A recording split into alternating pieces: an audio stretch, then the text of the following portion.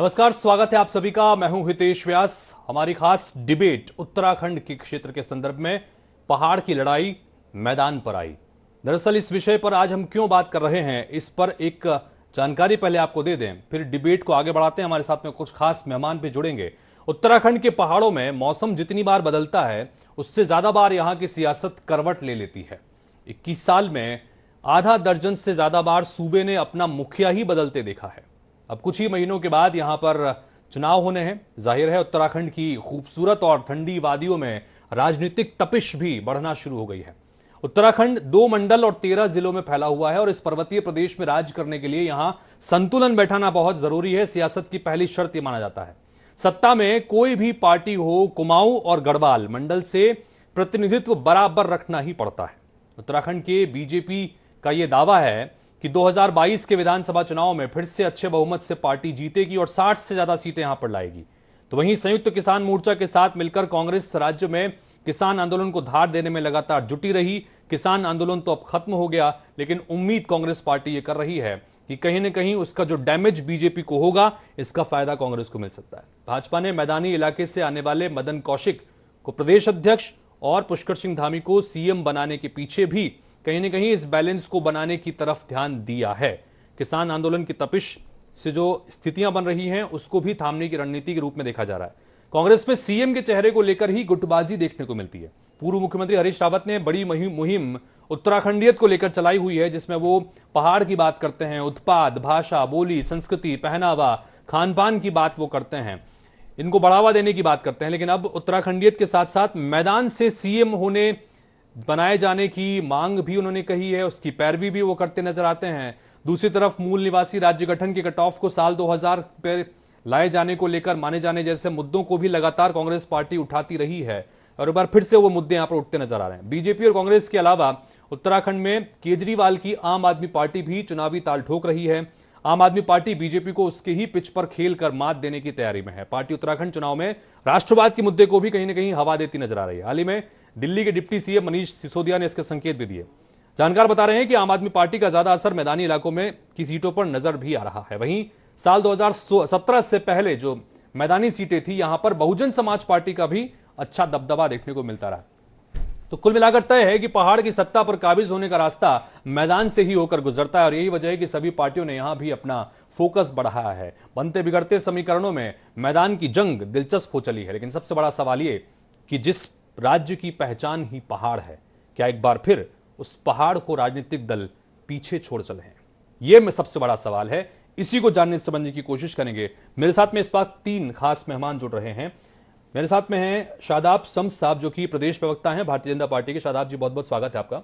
साथ ही मेरे साथ में नवीन पिरशाली हैं, जो कि प्रदेश प्रवक्ता हैं आम आदमी पार्टी के। नवीन जी, आपका भी स्वागत। और मेरे साथ प्रतिमा सिंह जी जुड़ गई हैं, जो कि कांग्रेस पार्टी के प्रवक्ता है। प्रतिमा जी, आपका भी बहुत बहुत स्वागत। सबसे पहले मैं प्रतिमा जी आपसे ही चर्चा की शुरुआत करना चाहूंगा, क्योंकि कहीं ना कहीं हरीश रावत जी ने एक महत्वपूर्ण बात कही है। मैदान से सीएम होने की बात भी निकलते आती रही है, कभी दलित सीएम की बात भी होती रही है। कांग्रेस पार्टी किस तरह से देखती है मैदान को? मेरी आवाज आपको आ रही है? जी जी। देखिए, अब सबसे प्रथम स्पष्ट करने वाली बात यह है कि कांग्रेस पार्टी में कभी भी इस तरीके का जो इतिहास है वो हमारा नहीं रहा है कि हमने कभी भी सीएम की घोषणा की हो या सीएम पद के उम्मीदवार की घोषणा की हो या सीएम पहाड़ से होगा या सीएम मैदान से होगा, क्योंकि उत्तराखंड एक राज्य है और मुझे लगता है कि इस राज्य को अगर हम खुद बांटने की कोशिश करेंगे तो वो कतई सही नहीं होगा। तो इसलिए कांग्रेस पार्टी के इतिहास की मैं बात करूं तो बिल्कुल हम कभी भी सीएम घोषित नहीं करते हैं और सभी लोग, चाहे वो पहाड़ के नेता हो चाहे वो मैदान के नेता हो, सब संयुक्त रूप से जो है 2022 का जो चुनाव है उसे हम लड़ने की कोशिश कर रहे हैं और उसे अच्छे से विजय प्राप्त करने की तरफ अभी हमारा जो सबका जो ध्यान है वो केंद्रित है। और 2022 का रण जब फतेह किया जाएगा उसके बाद आला कमान ये तय करेगी कि मुख्यमंत्री कहां से होगा।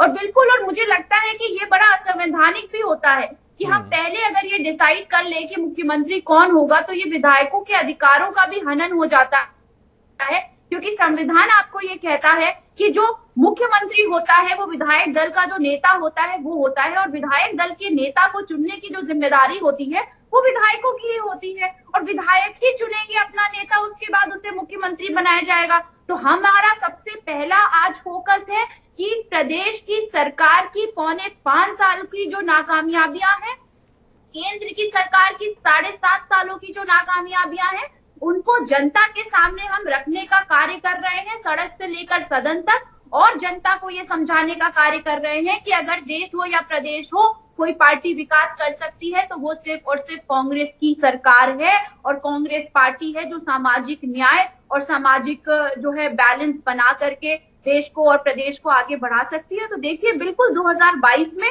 जनता हमें ये मौका दे कि हम ये तब डिसाइड करेंगे, आला कमान ये तब डिसाइड करेंगे कि प्रदेश का मुख्यमंत्री कौन होगा। लेकिन ये जो बातें, दरअसल सवाल खड़े हो रहे हैं प्रतिमा जी, ये कहीं ना कहीं पार्टी के भीतर से ही नेताओं की जो बयानबाजी है या उनकी जो मंशाएं हैं, समय समय पर, बयानबाजी से ज्यादा बेहतर मंशा शब्द है कि उनकी जो मंशाएं हैं वो निकल के सामने आती रही हैं। कभी दलित मुख्यमंत्री, दलित चेहरे की बात की जाती है, कभी ये कहा जाता है कि मैदान से सीएम हो तो बेहतर स्थितियों में हो। खुद जो है हरीश रावत वो पहाड़ से आते हैं, लेकिन पिछली बार का विधानसभा चुनाव 2 सीटों पर लड़ा, दोनों मैदानी सीटें थीं, हालांकि हार का सामना करना पड़ा। किस तरह से कांग्रेस पार्टी देख रही है इन मैदानी सीटों को, जनता के संदर्भ में ही आपसे जानने समझने की कोशिश कर रहे हैं प्रतिमा जी।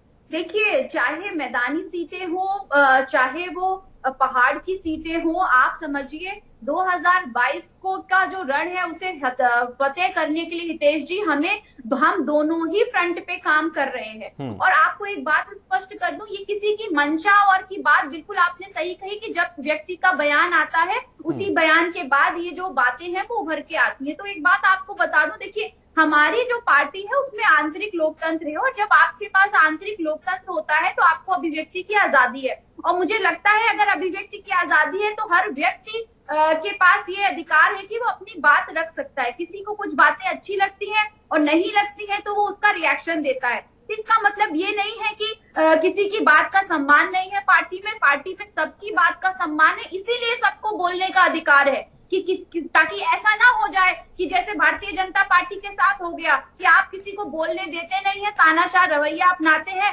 57 की प्रचंड बहुमत के बावजूद भी आपको 5.25 सालों में 3 मुख्यमंत्री बदलने पड़े। तो इससे तो अच्छा ये है कि अपनी अपनी राय जाहिर करिए, उस राय की जो सुनवाई है वो आला कमान बैठ के करेंगे, और अपने उनसे जो सही होगा निष्कर्ष सबसे बात करके जो निकाला जाएगा वो कम से कम निकलेगा, जिससे प्रदेश की जो जनता है उसको एक स्थिर सरकार मिलेगी और किसी भी तरीके का राजनीतिक जो इंस्टेबिलिटी है राज्य में नहीं होगा। और एक हम काम करेंगे 2022 में जो कि 5 साल तक बना रहेगा। इस बात को जनता से आपके चैनल के माध्यम से बताना नहीं, सरकार तो प्रदेश की जनता ने आपकी भी देखी है, 5 साल का मुख्यमंत्री तो प्रदेश को कभी मिले नहीं पाया। ये तो इस लिहाज से, चूंकि ये सवाल अगर आपकी तरफ से उठता है तो कहीं ना कहीं ये सवाल आपकी तरफ भी बनता है। बहरहाल मैं शादाब जी को चर्चा में शामिल करता हूं। शादाब जी, भारतीय जनता पार्टी के लिए कितना महत्वपूर्ण है पहाड़? चूंकि जब भी उत्तराखंड का जिक्र आता है, पहाड़ की अस्मिता, पहाड़ को वापस फिर से बसाने की बात, चूंकि बड़ी संख्या में पहाड़ों से पलायन ये एक बड़ा मुद्दा रहा है। भारतीय जनता पार्टी किस तरह से देख रही है इन पहाड़ की समस्याओं को, इन पहाड़ के मुद्दों को, इन पहाड़ की अस्मिता को? चूंकि बात तो हमेशा, फोकस हमेशा मैदान पर नजर आता है। हम सब जानते हैं कि आज जो बड़ी बड़ी बातें कर रहे हैं, कल तक इन्हीं के नेता कहते थे हमारी लाश पे बनेगा उत्तराखंड। और ये लोगों ने हमेशा न कभी चाहा था कि उत्तराखंड बने। वो तो हमारे जो मजबूत आंदोलन उत्तराखंड के लोगों ने लड़ाई लड़ी, शहीदों की शहादत हुई, और भारतीय जनता पार्टी के पूर्व प्रधानमंत्री भारत रत्न आदरणीय अटल बिहारी वाजपेयी जी को लगा कि इस प्रदेश को देने की बहुत आवश्यकता है, और उन्होंने हमें ये प्रदेश दिया। और हमने कहा था अटल जी ने दिया है, मोदी जी संवारेंगे। और इस प्रदेश की जिन्होंने कभी चिंता नहीं की, जो इसके अस्तित्व पे सवाल उठाते थे, जो कहते थे हमारी लाश पे बनेगा, आज अगर वो बड़ी बड़ी बातें कर रहे हैं तो उनकी बातों का कोई तुक नहीं है। अभी मैं सुन रहा था कांग्रेस की प्रवक्ता को, वो कह रही थी, वो तो हरीश रावत जी की तमाम बातों को डिनाई कर रही है। अब उनके घर में कौन सी खिचड़ी पक रही है, हरीश रावत जी को वो नजरअंदाज कर रही हैं, उनके प्रदेश के प्रभारी नजरअंदाज कर रहे हैं। लोग कह रहे हैं हरीश रावत, उनके यहाँ हरीश रावत। आता हूं प्रतिमा जी, आपके पास आता हूं, पहले शादाब जी की पूरी बात हो जाए फिर आपके पास आता हूं। जी शादाब जी। वो कह रहे हैं सबकी चाहत हरीश रावत, और ये बता रही हैं कि नहीं, हमारी चाहत प्रीतम सिंह, हमारी चाहत यादव जी, ये अपनी चाहत अलग चल रही है। तो कांग्रेस में किस तरह से जूतों में दाल बट रही है, ये सब देख रहे हैं। इन्होंने कहा नहीं, हमारे यहाँ लोकतंत्र है। तो ये लोकतंत्र तब दिखाई क्यों नहीं देता जब राष्ट्रीय अध्यक्ष का चुनाव होने की बात आती है? तो क्यों गांधी परिवार से बाहर क्यों नहीं निकल पाती कांग्रेस पार्टी?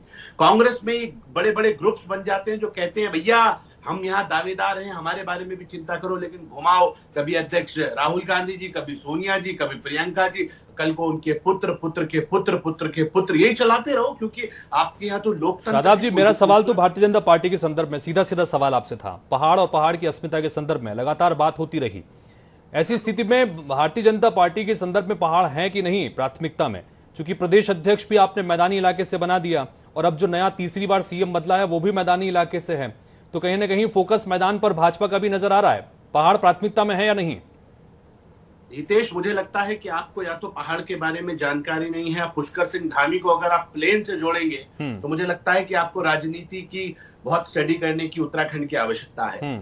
रही बात भारतीय जनता पार्टी, पहाड़, प्लेन, ठाकुर, ब्राह्मण, कुमाऊं, गढ़वाल, अपर और दलित की राजनीति नहीं करती। इस राजनीति करने के लिए हमने आम आदमी पार्टी और कांग्रेस को छोड़ रखा है, क्योंकि ये पहाड़ देवभूमि उत्तराखंड है।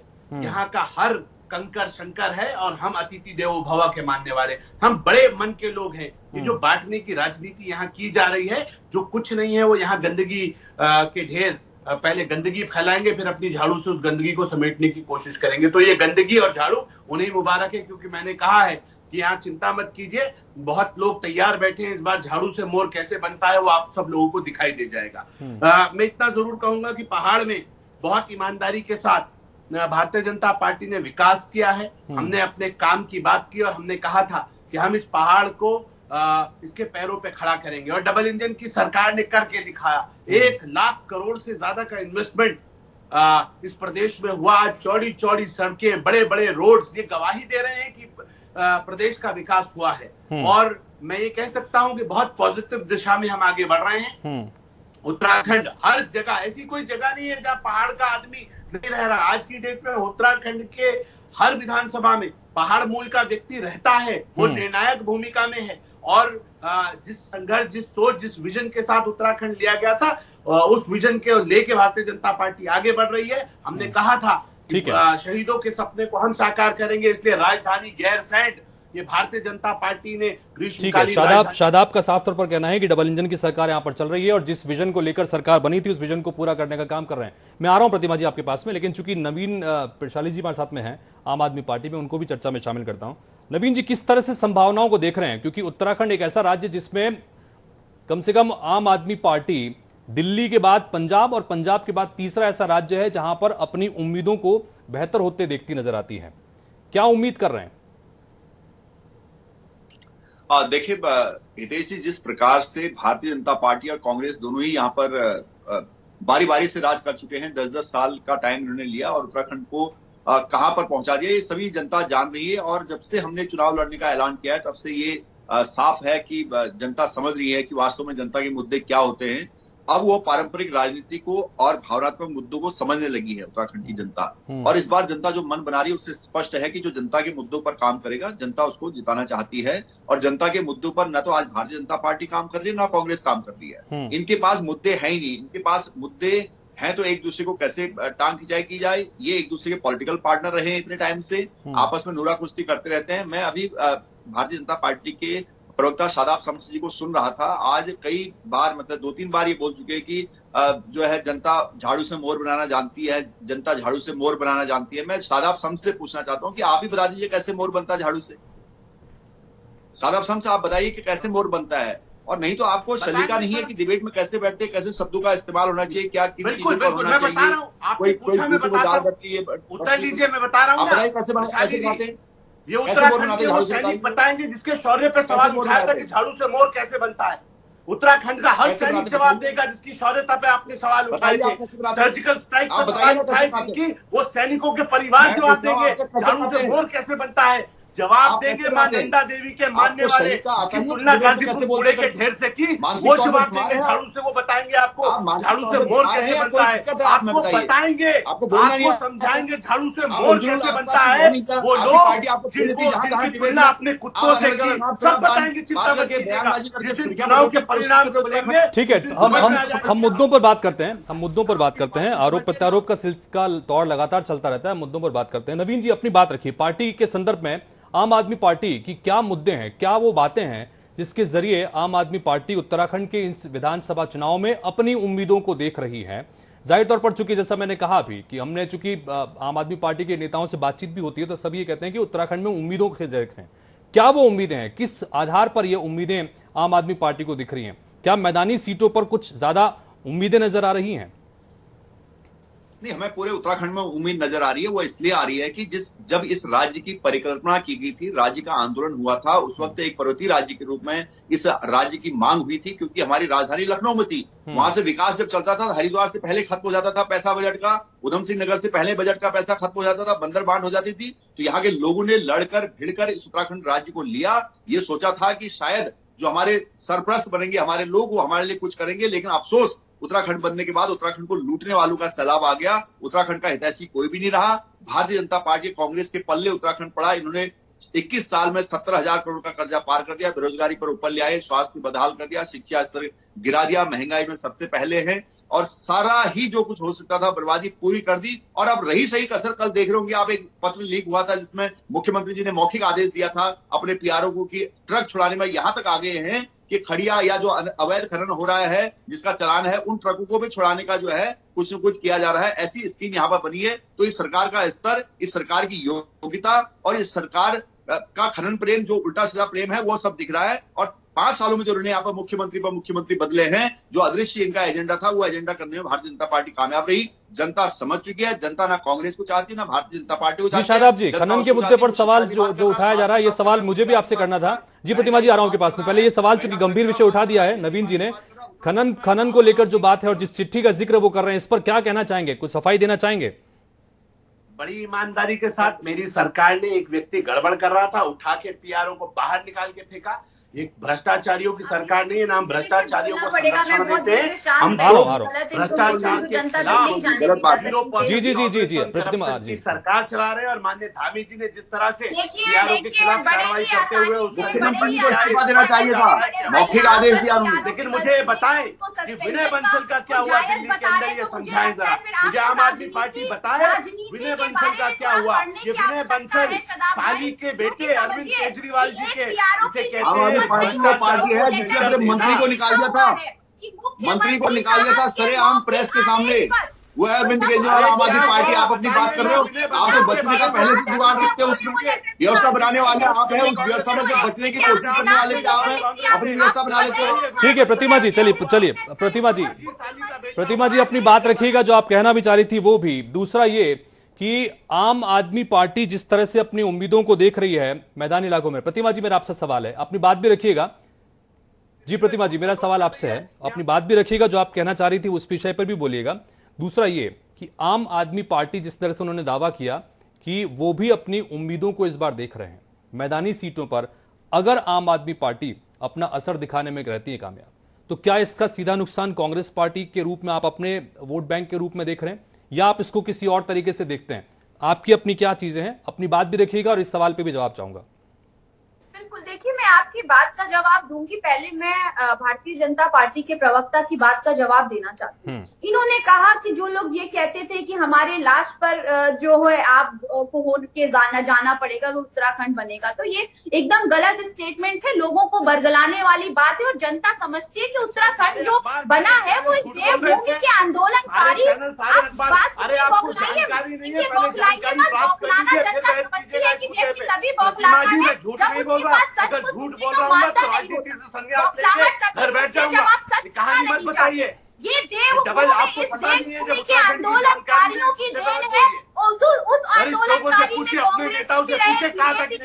इनके नीचे भी रहे मातृशक्ति ने सबसे ज्यादा योगदान इस प्रदेश को जो है एक स्वतंत्र प्रदेश लोग बनाने के लिए दिया है। चैनल तो को कोई भी प्रदेश के अगर तमाम चाहे लोग कि देख रहे प्रदेश होंगे। एक एक करके प्रतिमा जी, शादाब जी पहले प्रतिमा जी की बात सुन लेते हैं। शादाब जी आपके पास आऊंगा मैं, शादाब जी आपके पास जरूर आऊंगा मैं। या मैं यहाँ बैठ ठीक के है। बात कर रही हूँ, मैं हरीश रावत जी की बात को काट रही हूँ या मेरे प्रभारी जी हरीश रावत जी को इग्नोर कर रहे हैं, तो आपसे एक दरख्वास्त है कि आप आपके इस नेता कुछ तरीके कह की रहे हैं, राजनीति हरीश अगर रावत जी अपने को घर में खुलेआम आप करते हो, चाहते हैं, शायद आपको आपकी ग्रुप तीसरी पॉलिटिक्स मुख्यमंत्री चल रही है, बनने की जरूरत प्रीतम ना सिंह पड़ती। आपके अगर प्रभारी आप और आप लोग एक अपने ग्रुप है, घर में दूसरा होते, ग्रुप हरीश तो रावत आपको जी का है। शायद ये आप नौबत हमेशा ना देखनी हरीश पड़ती। रावत तो जी की बात हमारे को यहाँ काटती क्या है, हो रहा है, सब क्या जानते नहीं, हैं इस बात इस पे को, आप ध्यान सब लोग ना देख दीजिए। रहे हैं, आप पूरा अपनी प्रदेश बच्ची देख को रहा है। मारने शादाब जी मैं आपके पास आऊंगा तब अपनी बात रखिएगा। शादाब जी की आवाज कम कीजिए।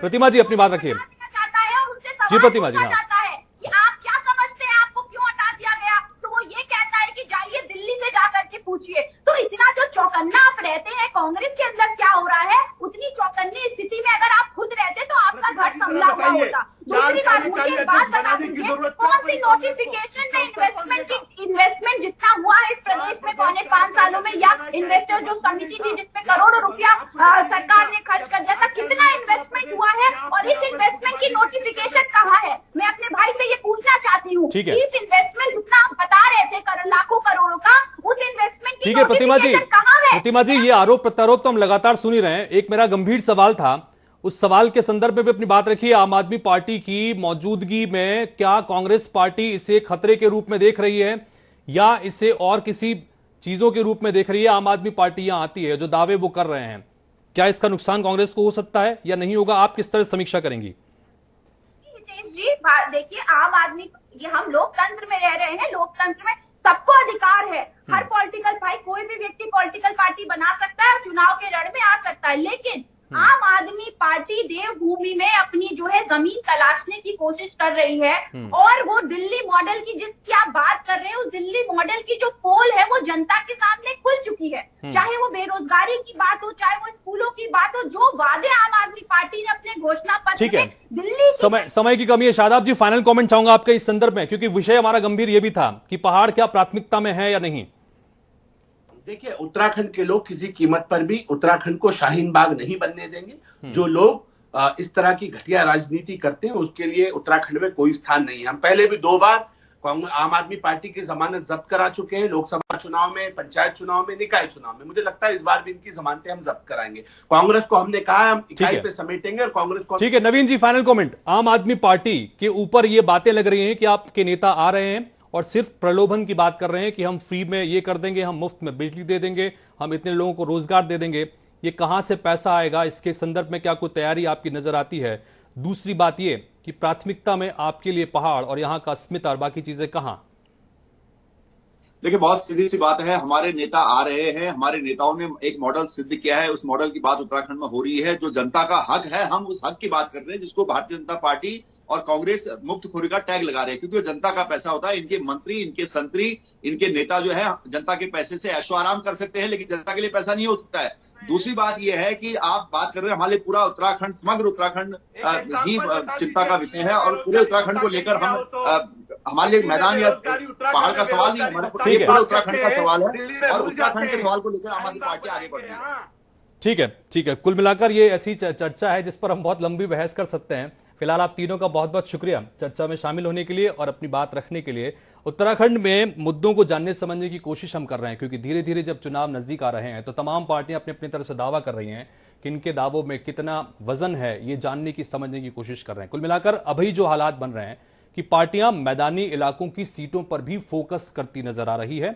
चाहे वो कांग्रेस पार्टी के बयानों के संदर्भ में बात करें, भारतीय जनता पार्टी की रणनीति के संदर्भ में बात करें, और आम आदमी पार्टी तो अपनी उम्मीदें मैदान से ही देख रही है कि मैदान से ही वो सत्ता के तक पहुंचने की उम्मीद लगाते हैं। बहरहाल इन सब के बीच पहाड़ का राज्य है जिसे पर्वत राज कहा जाता है, इस सब के बीच तमाम राज्यों के तमाम पार्टियों के भीतर पहाड़ कहां पर हैं, उनका अस्तित्व कहां पर है, उनकी अस्मिता कहां पर है, ये एक महत्वपूर्ण सवाल अभी भी बना हुआ है। उम्मीद करते हैं कि इस पर पार्टियां फोकस करेंगी। इसी के साथ फिलहाल इस खास पेशकश में इतना ही। नमस्कार।